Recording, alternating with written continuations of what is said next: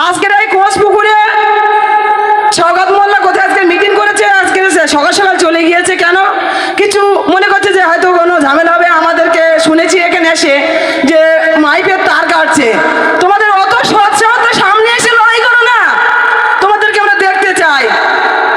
আমরা পিছনে এরকম তোমাদের সঙ্গে লড়াই করতে চাইনি। আমরা চাই আমাদের এমএলএর নাম নওশাদ সিদ্দিকী ছোট ভাইজানকে আমরা আদর্শ মেনে চলি। আমরা মিথ্যে কথা আমরা প্রচার করতে পারি না। যা হবে সামনাসামনি এসে আমাদেরকে লড়াই করো। সেই জায়গাটা আমাদের ছেলেকে লাভিয়ে দিয়েছি, সাথে সাথে পুরো বোম একদম পিছিয়ে আছে। দক্ষিণ মোহনিয়া ওইদুল এখন নিখোঁজ আছে, ভোট দিতে পারবে না সে তো দূরের কথা, এখন প্রচারও করতে পারছে না। আমরা দক্ষিণ মোহনের বুথ থেকে খুব নর্মলতা ছিল, এর ভয় দেখিয়ে ওর ভয় দেখিয়ে রাতের অন্ধকারে প্রশাসনকে তুলে এইভাবে ভয় দেখাতো।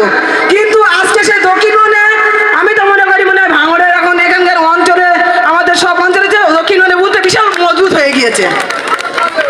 দক্ষিণ মোহনিয়া ছেলেরা যেভাবে লড়াই করছে, ওই দল তো আমার মনে হচ্ছে আর বাড়ি আসতে পারবে না, ও জাহান্নামেই চলে যাবে এবারে।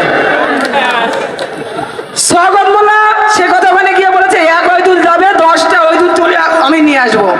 আচ্ছা এখনো আছে তো কোথায় 10টা? যেখানে মিটিং করছে আমরা তো দেখছি পুরো ফাঁকা, সব বসে আছে। আজকে রেখেছিল প্রশাসন, বলেছিল যে ও পুকুরটা ছেঁচা যাবে না, কিন্তু আমি সেইটা কথা বলেছি এই পুকুরটা আমি ছেঁচবো।